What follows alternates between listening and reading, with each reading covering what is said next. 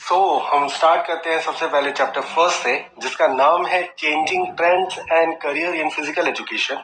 इसके अंदर हम जो टॉपिक्स पढ़ेंगे वो फर्स्ट है meaning and definition of physical education, second AIIMS and objectives in physical education, third career option in physical education, fourth competition in various sports at national and international levels, and the last fifth is Khelo India programme. चलते हैं सबसे पहले first topic पे, जो कि है meaning of physical education. वैसे तो फिजिकल एजुकेशन का मीनिंग एक्सप्लेन करना बहुत मुश्किल है, क्योंकि ये एक बहुत ही बड़ा मीनिंग कैरी करता है अपने साथ। लेकिन इसको समझने के लिए हम इस तरीके से समझ सकते हैं कि फिजिकल एजुकेशन कोई एक सिंगल वर्ड नहीं है, ये दो वर्ड से जुड़ के बना है, जो कि है फिजिकल प्लस एजुकेशन। तो अब चलते हैं और मतलब समझते हैं फिजिकल का।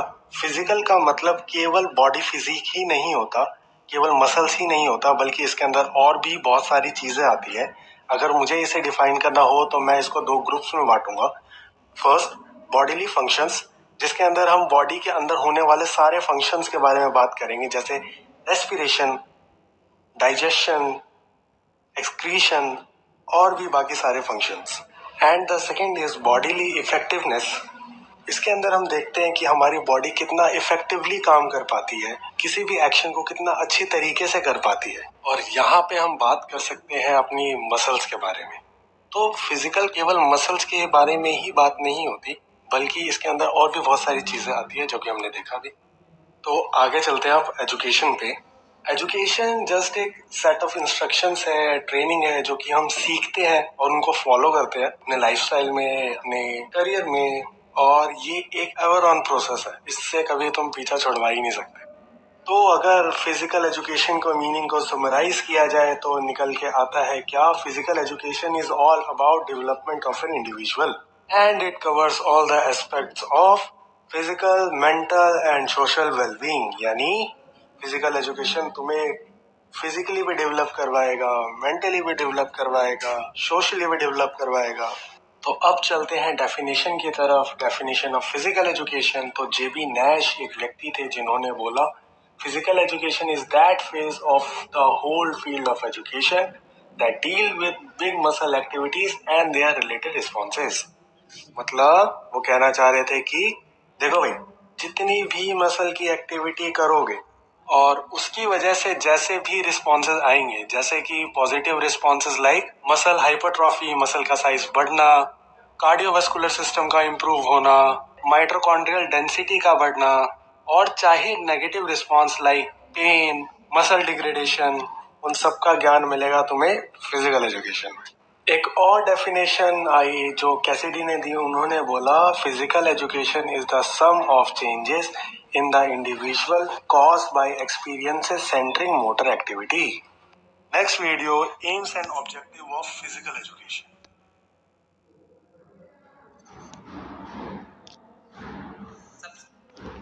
एजुकेशन, और इस वीडियो में हम ऑब्जेक्टिव्स ऑफ फिजिकल एजुकेशन। तो अब चलते हैं और जानते हैं aims and objective of physical education के बारे में। The aim of physical education is to make every child physically, mentally and emotionally fit. तो यहाँ पे फिजिकल एजुकेशन केवल फिजिकली फिट के बारे में बात नहीं करता, बल्कि वो इंटीग्रेटेड वर्जन है तीनों का, फिजिकली भी, मेंटली भी एंड सोशली भी। Second, to develop such personal and social qualities in him, यानी उसके अंदर पर्सनल हैबिट्स को इम्प्रूव करना, उसके अंदर कुछ सोशल क्वालिटीज डालना, ताकि वो दूसरों से इंटरेक्शन उतना अच्छा कर पाए। अब इन सब चीजों से फायदा क्या होगा? Which will help him to live happily with others and build him up as a good citizen. और ये तुम्हें खुशी से रहने में और एक अच्छा नागरिक बनने में हेल्प करेगा। तो उस एम तक पहुंचने के लिए तुम्हें कुछ ऑब्जेक्टिव से होकर गुजरना पड़ेगा, जो कि है first physical development, second neuromuscular development, third mental development, fourth social development, fifth good personal habits and useful living, and last sixth intellectual and personality development. तो सबसे पहले चलते हैं हम फिजिकल डेवलपमेंट पे। फिजिकल डेवलपमेंट खुद में ही एक बहुत बड़ा कॉन्सेप्ट है। इसके कॉन्सेप्ट को समझने के लिए मैंने इसको 3 पार्ट्स में डिवाइड किया है। First, properly functional organs. Physical development होने के लिए हमारे ऑर्गन्स का प्रॉपरली फंक्शनल होना बहुत जरूरी है, क्योंकि हर एक ऑर्गन अपना अलग तरीके से रोल दिखाता है फॉर फिजिकल डेवलपमेंट। लाइक हमारे डाइजेस्टिव ऑर्गन्स जो कि न्यूट्रिशन को एब्जॉर्ब करेंगे, हमारा हार्ट जो कि ब्लड को पंप करेगा और न्यूट्रिशन को हर जरूरत वाले हिस्से तक पहुंचाएगा, हमारा सेंट्रल नर्वस सिस्टम जो कि एक्ट करवाएगा हमारे स्केलेटल मसल से, एंड हमारे ग्लैंड्स जो कि एंजाइम्स को रिलीज करेंगे ताकि डेवलपमेंट का प्रोसेस इनिशिएट हो सके। So organs play a very vital role in physical development. Next is hormonal balance. जो हमारे हार्मोन्स है वो मेन फैक्टर है डेवलपमेंट का। हार्मोन्स लाइक थायरोक्सिन जो कि हमारा मेटाबॉलिज्म कंट्रोल करता है, टेस्टोस्टेरोन जो कि मेन फैक्टर है किसी भी मसल बिल्डिंग का, और वही मेल कैरेक्टरिस्टिक्स दिखाता है किसी भी बॉडी के अंदर। हार्मोन्स लाइक एस्ट्रोजन जो कि फीमेल कैरेक्टरिस्टिक्स दिखाएगा किसी बॉडी के अंदर। तो इन सब का एक बैलेंस में होना बहुत जरूरी है ताकि एक प्रॉपर फिजिकल डेवलपमेंट हो पाए। अगर किसी फीमेल बॉडी के अंदर टेस्टोस्टेरोन लेवल बढ़ जाएगा तो वो बहुत ही ज्यादा मस्कुलर सी हो जाएगी, उसके अंदर मेल कैरेक्टरिस्टिक्स आने लगेंगे, फेशियल हेयर ज्यादा ग्रो होने लग जाएंगे। अगर एस्ट्रोजन लेवल बढ़ जाता है किसी मेल बॉडी के अंदर तो उसको भी बहुत सारी प्रॉब्लम्स को फेस करना पड़ेगा, जैसे कि गाइनो की दिक्कत जो कि मेल बॉडी बिल्डर्स को होती है, इरेक्टाइल डिसफंक्शन और बहुत सारी दिक्कतें। तो इन सब का एक प्रॉपर अमाउंट में होना जरूरी है। अगर यही कम हो जाएंगे तो भी प्रॉब्लम फेस करनी पड़ेगी, यही ज्यादा हो जाएंगे तब भी हमें प्रॉब्लम फेस करनी पड़ेगी। तो हार्मोनल बैलेंस बहुत जरूरी है प्रॉपर फिजिकल डेवलपमेंट के लिए। फिजिकल फिटनेस लाइक हमारे अमाउंट ऑफ मसल्स, हमारी लेक्सिटी, हमारी फ्लेक्सिबिलिटी, ये सब भी बहुत जरूरी है फिजिकल डेवलपमेंट के लिए। So next is neuromuscular development. Neuromuscular का मतलब हमारा नर्वस सिस्टम का हमारे मसल्स के साथ कनेक्शन। फिजिकल एजुकेशन हेल्प करता है बेटर सिग्नल ट्रांसमिशन में, और उससे आएगा हमारे स्केलेटल मसल पे और ज्यादा कंट्रोल, हमारे इम्प्रूव हो जाएगी मोटर स्किल्स, एंड ओवरऑल हमारे बॉडी का कोऑर्डिनेशन हमारे माइंड के साथ, हमारे नर्वस सिस्टम के साथ बहुत इम्प्रूव हो जाएगा। Moving on to mental development. Mental development includes such abilities as attending, receiving, observing, remembering, imagining, thinking, solving problems. ये सारी चीजें आती है मेंटल डेवलपमेंट में। अब फिजिकल एजुकेशन इन सब चीजों को कैसे अचीव करने में हेल्प करता है हमें। Physical activities increases level of brain-derived protein, which improves focus, concentration and decision making, improves motivation, learning and productivity. तो physical activities से भी हमारा mental development होता है। Next is social development. Social development का मतलब क्या है? It is all about improving the well-being of every individual in society so they can reach their full potential. मतलब कि फिजिकल एजुकेशन क्या करता है, वो हमें हेल्प करता है एक इंसान को सोसाइटी से कनेक्ट करने का, ताकि हम अपने फुल पोटेंशियल तक पहुंच पाए, और यही हमें हेल्प करेगा इम्प्रूव करने में हमारी self image, self esteem and confidence, हमारा स्ट्रेस और एंजाइटी को रिड्यूस करेगा, और हमारा टीम वर्क और कोऑपरेशन को बढ़ाएगा। तो वही तो सोशल लाइफ होती है। Moving on to number 5, good personal habits and useful living. Personal habits like good utilization of leisure time, timely taking of meals, appropriate sleep duration, playing and regular workout habits. Physical education क्या करता है, वो हमें एक discipline सिखाता है कि अपने खाली टाइम को कैसे यूटिलाइज करो, टाइम से खाना खाना चाहिए, 8 आवर की पूरी प्रॉपर स्लीप होनी चाहिए, वर्कआउट हैबिट को मेंटेन करने में हेल्प करता है। तो ये सारी जब हैबिट्स अडेप्ट करेंगे हम, तो अपने आप ही हम यूजफुल लिविंग की तरफ बढ़ेंगे। यूजफुल लिविंग का मतलब कि हम प्रोडक्टिव बनेंगे, हम अपनी लॉयल्टी शो कर पाएंगे नेशन के लिए, हम खुद फिट होंगे तो दूसरों को भी हेल्प कर पाएंगे और चीजों में भी। And the last topic is intellectual and personality development. Physical education helps to create good personality individuals with all possible socially acceptable behavior qualities like cooperation, good character, self-control, leadership qualities. Physical education हमें help करेगा एक अच्छा personality develop करने में और हमें कई सारे बिहेवियर सिखाता है, वो कई सारी रिस्पॉन्सिबिलिटीज को सिखाता है, जैसे कॉपरेशन करना, हमारे अंदर लीडरशिप क्वालिटीज जगाता है। जैसे एक स्पोर्ट्स के अंदर जो स्पोर्ट्स कैप्टन होता है वो अपनी लीडरशिप दिखा के पूरी टीम को मैनेज करता है, सेल्फ कंट्रोल सिखाता है। तो ये सारे एम्स और ऑब्जेक्टिव है फिजिकल एजुकेशन के। इन फिजिकल एजुकेशन की मोस्टली लोग अनअवेयर होते हैं, उनको नहीं पता होता कि कितने सारे ऑप्शंस अवेलेबल है फिजिकल एजुकेशन को एज अ करियर चूज करने के अंदर। क्लास 11 से ही ये टॉपिक डाला जाता है ताकि हम शुरू से ही ये जान पाए कि हमारे पास कितना बड़ा स्कोप है as a career in physical education. तो बारी बारी से हम सारे ऑप्शंस को देखेंगे, क्या क्या ऑप्शंस अवेलेबल है as a career in physical education. बात करते हैं सबसे पहले टीचिंग रिलेटेड करियर्स की। यही सबसे नोन, सबसे कॉमन करियर ऑप्शन है, इसके बारे में हम सभी जानते हैं क्योंकि हमने शुरुआत से ही अपने स्कूल्स में, अपने कॉलेजेस में, अपने फिजिकल एजुकेशन टीचर को, योगा टीचर को, स्पोर्ट्स टीचर को, सबको हमने शुरू से ही देखा है। एक बहुत बड़ा मिसकंसेप्शन है कि फिजिकल एजुकेशन जो पढ़ता है वो केवल ग्राउंड में ही काम करता है या एज अ स्पोर्ट्स में ही जाएगा, उन्हीं के ट्रेनर्स बनेगा। तो ऐसा नहीं है, उसके अलावा भी बहुत सारी चीजें हैं। इवन टीचर्स भी जो होते हैं वो ग्राउंड वर्क भी करते हैं और साथ में आपको थ्योरेटिकल नॉलेज भी देते हैं। तो अगर मैं पूरे टीचिंग रिलेटेड करियर को समराइज करूं या डिवाइड करूं तो मैं इसको 4 पार्ट्स में डिवाइड करूंगा। कि फर्स्ट होगा एलिमेंट्री स्कूल लेवल, जहाँ पे फिजिकल एजुकेशन टीचर का काम होता है उनको एड्रेस करना, उनको चीजों के बारे में सिखाना, उनके मोटर स्किल्स को डेवलप करना। नेक्स्ट है मिडिल स्कूल लेवल। अब यहाँ पे बच्चे थोड़े बड़े हो चुके हैं, उनकी मोटर स्किल्स थोड़ी और डेवलप हो चुकी है। अब उनको प्रिसाइज मूवमेंट सिखाना और उनकी नॉलेज को इम्प्रूव करना, ये सारा काम है फिजिकल एजुकेटर का।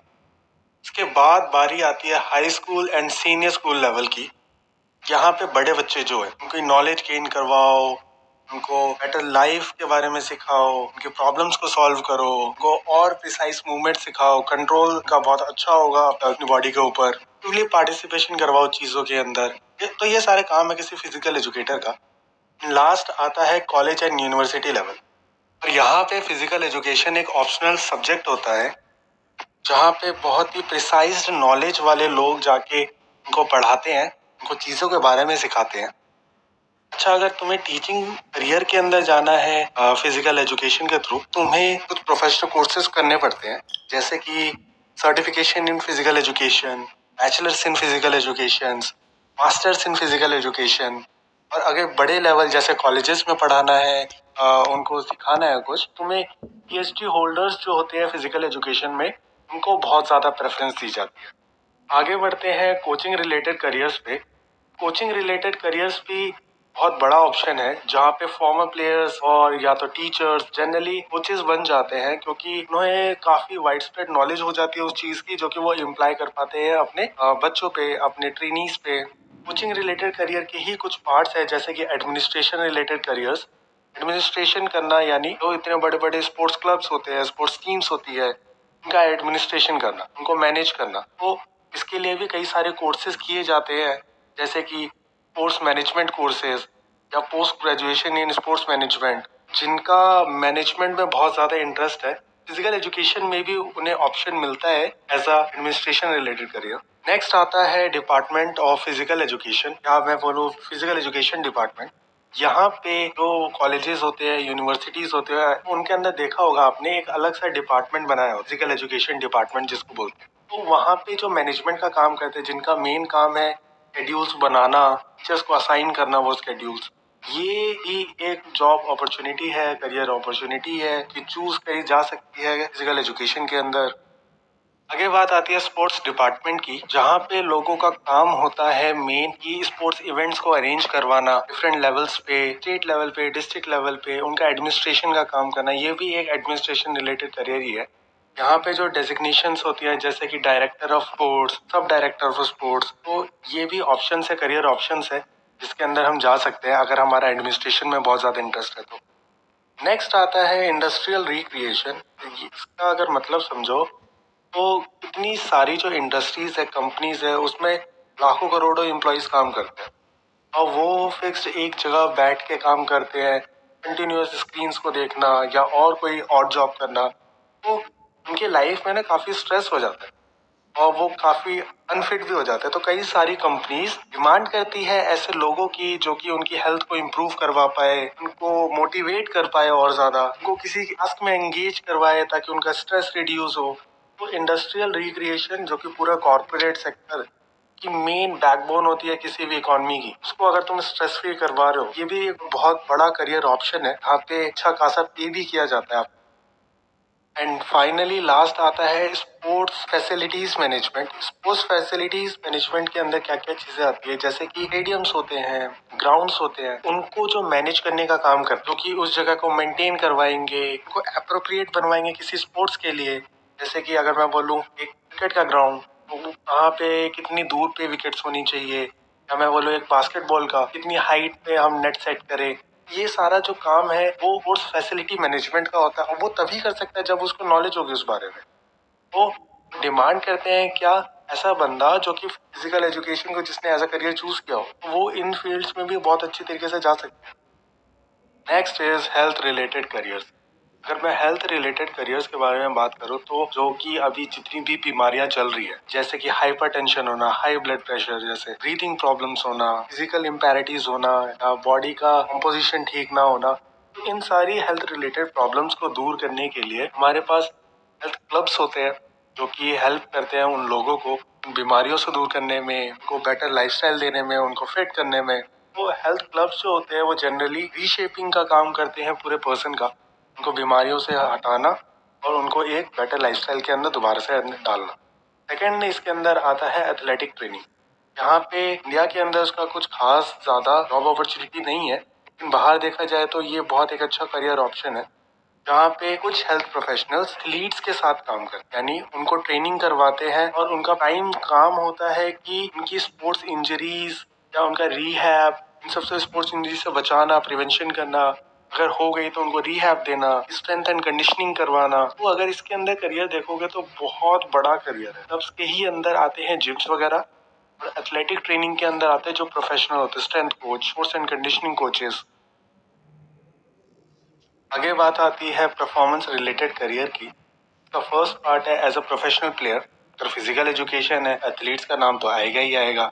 जितने भी एथलीट्स हैं, उतने भी प्रोफेशनल प्लेयर्स हैं जो कि वोट करते हैं अपना टाइम फिजिकल एजुकेशन को लेके, वो भी सारी चीजें सीखते हैं, वो अपनी नॉलेज को लगाते हैं, अपनी टेक्निक्स को यूज करते हैं अलग अलग, तो वो भी एक बहुत बड़ा पार्ट है। सेकंड इसके अंदर आता है एज अ ऑफिशियल। ऑफिशियल्स मतलब जिनकी वजह से गेम हो पाता है, जैसे कि रेफरीज, जैसे कि जजेस। तो उनका क्या काम है, उनका काम है कि असेस करना, अपने जो भी कंपटीशन चल रहा है उनके अंदर जो एथलीट्स आते हैं उनको असेस करो, उनकी मार्किंग करो, उनको अच्छे से देखो। ये भी एक करियर ऑप्शन है। लास्ट हम बात करेंगे career in communication and media. तो फिजिकल एजुकेशन से हम मीडिया एंड कम्युनिकेशन में कैसे जा सकते हैं। फर्स्ट इसका ऑप्शन है स्पोर्ट्स जर्नलिज्म। देखा होगा जब भी कोई मैच स्टार्ट होता है तो उससे पहले एक बंदा जो कि सबके इंटरव्यूज कर रहा होता है, क्या उसको स्पोर्ट्स की नॉलेज होना जरूरी नहीं है? बिल्कुल है। अगर उसको स्पोर्ट्स की नॉलेज होगी, अगर वो फिजिकल एजुकेशन का एक पार्ट होगा, तो वो उससे उतनी अच्छी तरीके से क्वेश्चनिंग कर पाएगा। वो भी नॉलेज होना चाहिए। वो स्पोर्ट्स जर्नलिज्म भी एक अपॉर्चुनिटी है, जॉब अपॉर्चुनिटी है, करियर अपॉर्चुनिटी है। सेकेंड ऑप्शन है स्पोर्ट्स फोटोग्राफी। फोटोग्राफी कि एक एक सेकंड का जो कि बेस्ट मोमेंट होता है, जैसे किसी ने किक मारा तो किक टच होते ही जो बेस्ट रिएक्शन दिया तो उस रिएक्शन का उस टाइम पे क्लिक कर लेना, फोटोग्राफी करना, जिसको बहुत प्रेज किया जाता है all over world. Book publication, जहाँ पे बड़े बड़े एथलीट्स के बारे में लिखा जाता है, उनके ऊपर जर्नल्स छपते हैं, उनके इंटरव्यूज लिए जाते हैं, उनका मैगजीन्स बनाई जाती है, तो ये भी एक बहुत ऑप्शन है। फाइनली हम बात करेंगे स्पोर्ट्स ब्रॉडकास्टिंग की, जिसके अंदर जितने भी स्पोर्टिंग इवेंट्स होते हैं उनको ब्रॉडकास्ट करके हम तक पहुंचाया जाता है। जैसे कि बहुत बड़े बड़े ब्रॉडकास्टिंग चैनल्स हैं, जैसे ESPN स्पोर्ट, तो उनके अंदर काम करना वो भी फिजिकल एजुकेशन का ही पार्ट है। करियर ऑप्शन बहुत सारे हैं चूज करने को हमारे पास, जो अच्छा ऑप्शन लगे आपको आप वो चूज कर सकते हैं अपने करियर के लिए। और next video fourth part, competition in various sport at national and international level. तो बात करते हैं सबसे पहले नेशनल लेवल के बारे में। नेशनल लेवल क्या होता है? तो नेशनल लेवल एक ऐसा लेवल है जहां पे एथलीट्स जो कि चुने हुए हैं स्टेट्स के द्वारा, वहां की स्टेट्स एसोसिएशन के द्वारा, वो आते हैं, अलग अलग स्टेट आपस में आके compete करते हैं, तो उस इवेंट को नेशनल लेवल कंपटीशन या नेशनल लेवल इवेंट बोला जाएगा। सिमिलरली इंटरनेशनल लेवल क्या होगा? इंटरनेशनल लेवल एक ऐसा लेवल है जहां पे अलग अलग नेशंस के लोग आपस में मिलते हैं, अपनी कंट्री को रिप्रेजेंट करते हैं और कॉम्पीट करते हैं, तो उस इवेंट को बोला जाएगा क्या? International level. तो अब जानते हैं कि एक एथलीट इंटरनेशनल लेवल तक कैसे पहुंच सकता। तो अगर उसको इंटरनेशनल लेवल तक पहुंचना है तो उसे स्टार्ट करना पड़ेगा बहुत ही छोटे लेवल से, जो कि है सबसे पहला डिस्ट्रिक्ट लेवल। तो डिस्ट्रिक्ट लेवल क्या होता है? डिस्ट्रिक्ट लेवल एक ऐसा लेवल है जहां पे अलग अलग जोन्स से एथलीट्स आएंगे और आपस में compete करेंगे, और जो उनमें से अच्छा परफॉर्म करके सिलेक्शन क्राइटेरिया को पास करेगा वो बढ़ जाएगा अगले लेवल की तरफ, जो कि है स्टेट लेवल। तो स्टेट लेवल क्या होता है? स्टेट लेवल के अंदर एक स्टेट की अलग अलग डिस्ट्रिक्ट से जो सिलेक्शन हुआ था उनमें से जो चुने हुए एथलीट्स हैं वो आके आपस में compete करते हैं, और जो विनिंग लोग होंगे वो मिलके बनाएंगे उस स्टेट की एक टीम, जो टीम आगे जाके पार्टिसिपेट करेगी नेशनल इवेंट्स में या नेशनल लेवल कॉम्पिटिशन्स में। नेशनल लेवल तक पहुंचने से पहले उस टीम की तैयारी करवाई जाती है, जो कि कैंप्स में होती है, जिसको बोला जाता है नेशनल कैंप्स। और नेशनल कैंप्स से तैयार होके वो टीम अप करके आगे बढ़ जाते हैं कहाँ? नेशनल लेवल के लिए। तो अब नेशनल लेवल में क्या होगा? नेशनल लेवल में जो स्टेट से, अलग अलग स्टेट से जो टीम तैयार होके आई थी, वो सारी अलग अलग स्टेट्स आपस में compete करेंगे, और जो विनिंग लोग होंगे अलग अलग स्टेट के, उन सब के साथ मिलके एक टीम बनाई जाएगी जो कहलाएगी टीम इंडिया, जो हमारी कंट्री को रिप्रेजेंट करेगी किसी भी इंटरनेशनल इवेंट के अंदर। तो इंटरनेशनल लेवल में जो टीम्स तैयार हुई है अलग अलग नेशंस की, अलग अलग कंट्रीज की, वो टीम आती है और एक वर्ल्ड वाइड कंपटीशन कराया जाता है जहां पे अलग अलग कंट्रीज की टीम आके compete करेंगी, और मैचेस होंगे। जो भी जीतेगा वो वहां का विनर हो जाएगा, उसको मेडल्स दिए जाएंगे, उस कंट्री का पॉपुलैरिटी बढ़ेगी, उस प्लेयर की पॉपुलैरिटी बढ़ेगी, कंट्री का और अच्छा नाम होगा। तो ये है पूरा तरीका, पूरा प्रोसेस, कैसे हम एक एथलीट इंटरनेशनल लेवल तक पहुंच सकता है। तो आगे देखते हैं हम कुछ गेम्स के बारे में और उनके national and international sporting event कौन कौन से होते हैं उनके बारे में। तो सबसे पहला है एथलेटिक्स, उसके अंदर ये सारे कॉम्पिटिशन्स होते हैं। नेक्स्ट है टाइकोंडो, उनके अंदर ये सब होते हैं। उसके बाद आता है क्रिकेट, क्रिकेट के अंदर ये सारे होते हैं। फुटबॉल, फुटबॉल का जो हमने बहुत सुना हुआ है जैसे फीफा, तो वो है। फिर आता है टेनिस। तो लगभग लगभग सबके ही अंदर ओलंपिक्स होगा ही होगा, उनके वर्ल्ड चैंपियनशिप होगी। तो कोई नाम बहुत ज्यादा याद करने की जरूरत नहीं है, बस थोड़ा सा एट अ ग्लेंस के लिए कि बस पता हो ये सब होता भी है। So at last I have a question.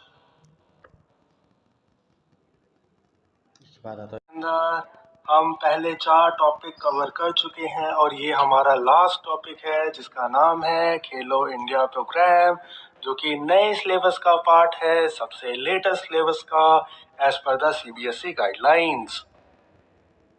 तो मित्रों चलो शुरू करते हैं। खेलो इंडिया प्रोग्राम जो था वो सबसे पहले एग्जिस्टेंस में आया 2018 के अंदर, जिसको लेके आई हमारी ministry of youth affairs and sports.